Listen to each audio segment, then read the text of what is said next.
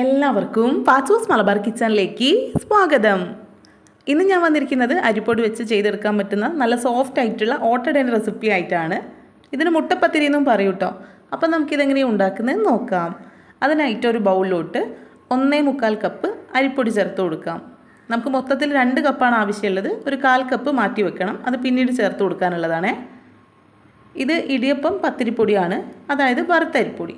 നമ്മൾ സാധാരണ അരിയൊക്കെ കുതിർത്ത് അരച്ചെടുക്കാറില്ലേ, ഇതാകുമ്പോൾ എളുപ്പത്തിൽ ഒരു 10 മിനിറ്റിൽ ചെയ്തെടുക്കാവുന്നതേ ഉള്ളൂ.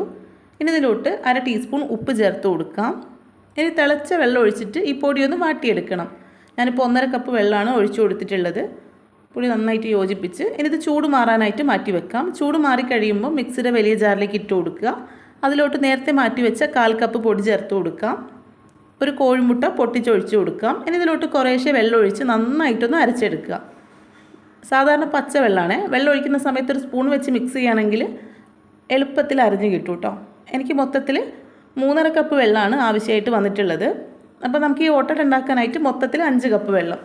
1.5 കപ്പ് വെള്ളത്തിൽ പൊടി വാട്ടിയെടുത്തു, 3.5 കപ്പ് വെള്ളത്തിൽ പൊടി അരച്ചെടുത്തു. ഈ ഒരു കൺസിസ്റ്റൻസിയിലാണ് മാവിരിക്കേണ്ടത്. എന്ന് നമുക്ക് ഓട്ടട ഉണ്ടാക്കിയെടുക്കാം. അതിനായിട്ട് ഇതുപോലത്തെ ഒരു പത്തിരിക്കല്ലോ അല്ലെങ്കിൽ ഓട്ടടേൻ്റെ തന്നെ ചട്ടി വാങ്ങിക്കാൻ കിട്ടും. അതാണെങ്കിലും അടുപ്പത്ത് വെച്ച് നന്നായിട്ട് ചൂടാക്കി എടുക്കണം. നന്നായിട്ട് ചൂടായി എന്ന് ഉറപ്പ് വരുത്തിയതിന് ശേഷം മാത്രം മാവ് ഒഴിച്ചു കൊടുക്കുക, അല്ലെങ്കിൽ വിട്ട് വരാൻ ബുദ്ധിമുട്ടായിരിക്കും കേട്ടോ. അതുപോലെ തന്നെ ഓട്ടട നന്നായിട്ട് വരികയില്ല. മാവ് ഒഴിച്ചു കൊടുത്ത് ഹൈ ഫ്ലെയിമിൽ തന്നെയാണ് വെച്ചിട്ടുള്ളത്. നന്നായിട്ട് ഹോൾസൊക്കെ വന്നു കഴിഞ്ഞാൽ ഇത് അടച്ച് വെച്ച് ഒരു 2 മിനിറ്റ് കുക്ക് ചെയ്തെടുക്കുക. ഇപ്പോൾ 2 മിനിറ്റ് കഴിഞ്ഞിട്ടുണ്ട്, കണ്ടില്ലേ?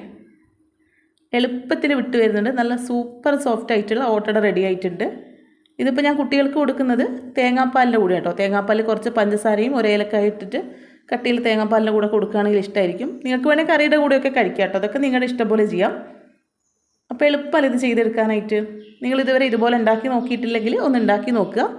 എൻ്റെ വീഡിയോസൊക്കെ ഇഷ്ടമാവുന്നുണ്ടെങ്കിൽ ഈ ചാനൽ ഒന്ന് സബ്സ്ക്രൈബ് ചെയ്ത് സപ്പോർട്ട് ചെയ്യണേ. വീഡിയോ ഇഷ്ടമായി ലൈക്ക് ചെയ്യുക, ഷെയർ ചെയ്യുക.